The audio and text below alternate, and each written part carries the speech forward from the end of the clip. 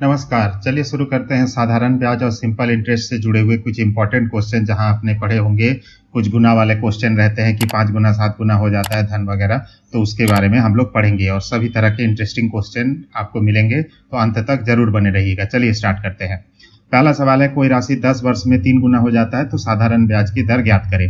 तो यहाँ पर आपके पास डाटा क्या क्या होता है कि 10 वर्ष में 3 गुना हुआ तो साधारण ब्याज की दर ज्ञात करें।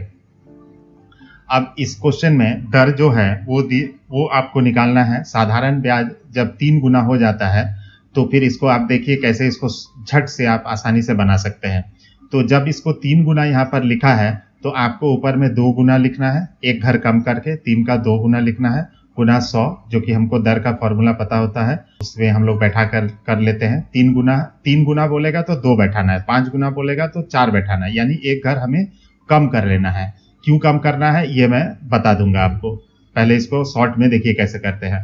तो 2 गुना 100 हो गया। मूलधन हमारा एक ही है, शुरू में एक ही रहेगा। जो हमने यहाँ से मान लीजिए कि एक जो मूलधन है ना वो हम हटा के यहाँ रख दिए, सीधा कॉन्सेप्ट है। गुना 10 वर्ष समय है तो 10 हम नीचे कर दिए। अब इसको अगर हम काटने जाते हैं तो कितना हो जाएगा, 0 0 कट जाएगा, 2 गुना 10 हो जाएगा 20। इस तरह से 20% हुआ।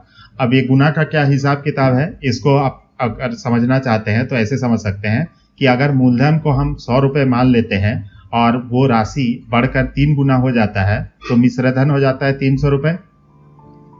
तो इस प्रकार से जो आपका साधारण ब्याज होता है वो कितना आता है, 300 माइनस 100 कर लेते हैं मूलधन से तो 200 आता है। तो आप ध्यान दीजिए, मूलधन यहाँ पर है 1 तो ब्याज है हमारा यहाँ पर 2।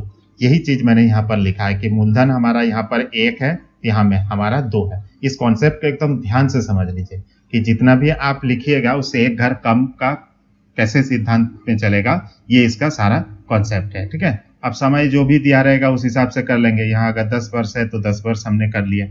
तो सारा खेल जो है इसी का है और इसी से हम लोग चलेंगे। तो इसमें हम लोग जिस तरह से दर निकाल ले रहे हैं इसी तरह से देखते हैं कि समय दिया हुआ रहेगा तो हम निकाल सकते हैं कि नहीं, वो अगले सवाल में। अगला सवाल है, कोई राशि 20% वार्षिक ब्याज की दर से कितने वर्षों में 11 गुनी हो जाएगी। इसमें भी आपको क्या दिया हुआ है, ब्याज की दर 20% दिया हुआ है और 11 गुना हो गया। ठीक है, तो हम लोग सीधा समय का सेम फॉर्मूला लगाएंगे, जो समय इक्वल टू साधारण ब्याज गुना 100 ऊपर आता है, नीचे मूलधन गुना दर। तो अभी मैंने कहा था कि 11 गुना है तो आपको ब्याज में कितना कर लेना है, ऊपर में एक घर कम 10 गुना, कि मूलधन का 1 हमने नीचे लिख लिया है, इस 11 को बांट लिया है। ठीक है, तो इस हिसाब से आप इसको याद रख सकते हैं। गुना 100 और दर जो कि यहाँ पर 20 है तो इसे हमने नीचे लिख लिया, तो कितना हो गया, 20 बचे 100। इस तरह से 5 10 में 50 वर्ष हो गया आपका समय। ठीक है, कॉन्सेप्ट इसका भी सेम उसी तरह का काम कर रहा है। ठीक है, ध्यान में इसको रखना है। तब जो है जितना गुना बोलेगा उससे 1 का सिद्धांत क्यों एप्लीकेबल है ये आप समझ गए होंगे। आगे के जो भी आपको शॉर्ट ट्रिक बताऊंगा तो उसमें मैं और इस बात को दोबारा रिपीट नहीं करूंगा। चलिए अगले सवाल की तरफ।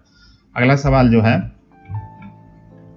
वो है, एक निश्चित वार्षिक ब्याज की दर से कोई धन 4 वर्षों में 2 गुना हो जाए तो कितने वर्षों में राशि 16 गुना हो जाएगी। एक साथ डबल क्वेश्चन दे दिया कि वार्षिक ब्याज की दर 4 वर्षों में 2 गुना हो गया, धन जो है वो 4 वर्ष में 2 गुना हो गया, कितने वर्ष में वो राशि 16 गुना हो जाएगी। तो हमारे पास जो डाटा है इसको ध्यान से अगर हम देखते हैं तो क्या देखते हैं कि ब्याज की दर में यहाँ कोई परिवर्तन नहीं है, यानी दर समान है।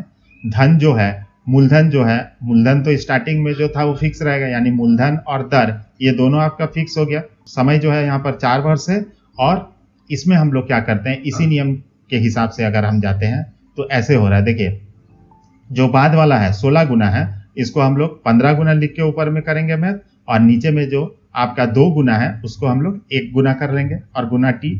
इसमें ध्यान दीजिएगा जो यहाँ पर आपका सारा मैथ में डाटा एक फिक्स है, जो कि आपको यहाँ दिया हुआ है, समय है 4 वर्ष, तो इस जगह में इस फिक्स समय को 4 वर्ष बैठा लेंगे और बाकी इसमें है कि जो निकालना है उसको ऊपर लिखेंगे और जो दिया हुआ है वो नीचे लिख के करेंगे। तो इसको इस हिसाब से अगर करते हैं तो क्या करते हैं, पहले हमें ये जो 4 वर्ष है, समय जो 4 वर्ष है, गुना वाला हिस्सा को छोड़ दीजिए, उसको छोड़ के जो बाकी बच जाता है उसे हमने नीचे लिख लिया। और एक घर कम के हिसाब से अगर हम करते हैं तो कितना हो जाएगा, ऊपर में 16 के बदले 15 लिख लेंगे और नीचे में 4 के बदले एक घर कम करके 3 लिख लेंगे। ठीक है, तो इस तरह से अगर हम काटने जाते हैं 3 5 15 आ गया तो समय हो गया 5 चौके 20 वर्ष आ गया। ठीक है, कॉन्सेप्ट इसका समझ रहे हैं। उसी नियम से एक घर कम वाला सिद्धांत से चलेगा, जो दिया हुआ है 4 वर्ष उसे हमने पहले लिख लिया और बचा हुआ जो हिस्सा है उसको एक एक कम करके हम लोग लिख लेंगे।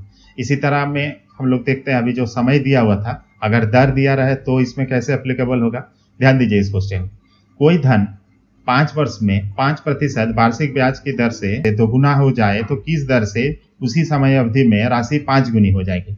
यहाँ पर अगर आप ध्यान देते हैं तो देखिए 5 वर्षों में 5% ब्याज की दर से दोगुना हो गई तो किस दर से। यहाँ जो हिसाब किताब है वो दर को लेके है, दर में यहाँ पर 5% है, बाद में कितना हो गया वो मेरे से जानना चाह रहा है, और पहले वो क्या था, दोगुना था और बाद में वो 5 गुना हो गया। ठीक है, तो इस क्वेश्चन में पिछले की तरह अगर हम देखते हैं तो इसमें हम क्या देखते हैं, 5 वर्ष तो हमारा फिक्स रह रहा है, अभी केवल दर में ही आगे पीछे हो रहा है।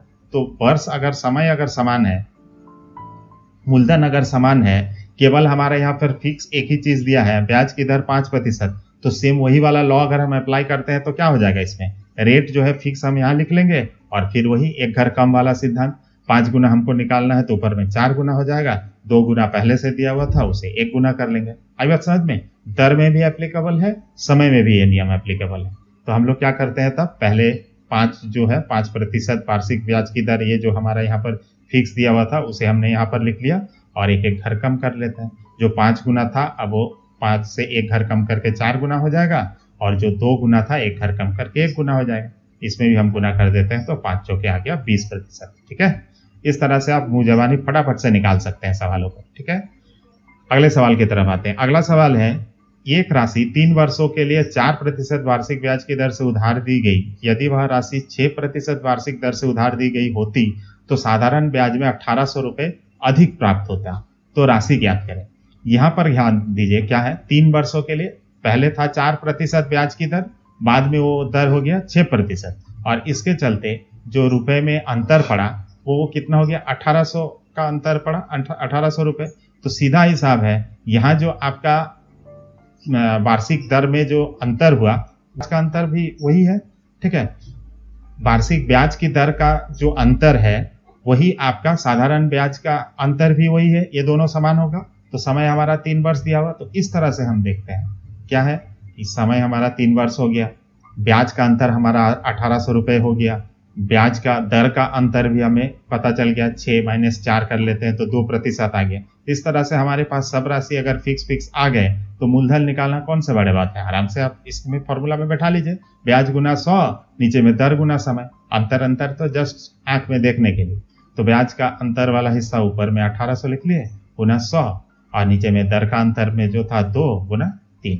अब समझ में आ रहा है कि यहाँ पर अगर आप अंतर वाला लाइन अगर हटा भी देते हैं तो हम लोग का मूलधन का फॉर्मूला होता है ना, ब्याज गुना 100 बटा दर गुना समय, बस उसी को अप्लाई कर रहे हैं। तो इसमें सुनने में क्वेश्चन कठिन है, करने में आसान है, तो फट से ये हो गया, 2 तिया 6, 6 तिया 18, सीधा ये 300 हो गया ऊपर में, और आप कह रहे गुना 100 करते हैं तो कितना हो जाएगा, 300 गुना 100 करते हैं तो 30,000 रुपए। ठीक है, इस तरह से आप मुंह जबानी इसको निकाल सकते हैं।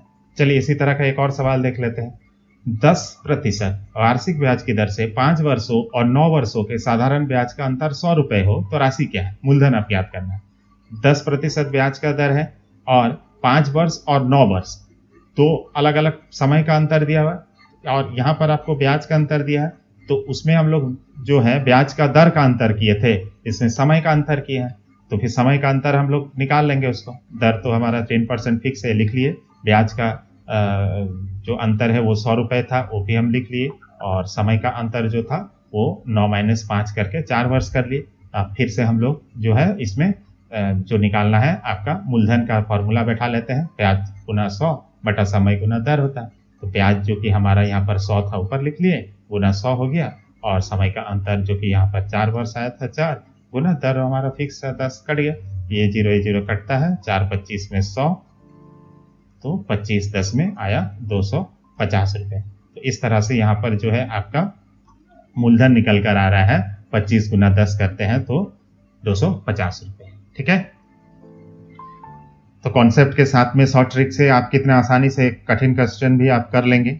आई होप कि आपको वीडियो अच्छा लगा होगा। अगर अच्छा लगा होगा तो प्लीज़ एक लाइक बटन दबा दीजिए और हमारे चैनल को सब्सक्राइब कर दीजिए और दोस्तों के साथ शेयर करिए। Thank you for watching.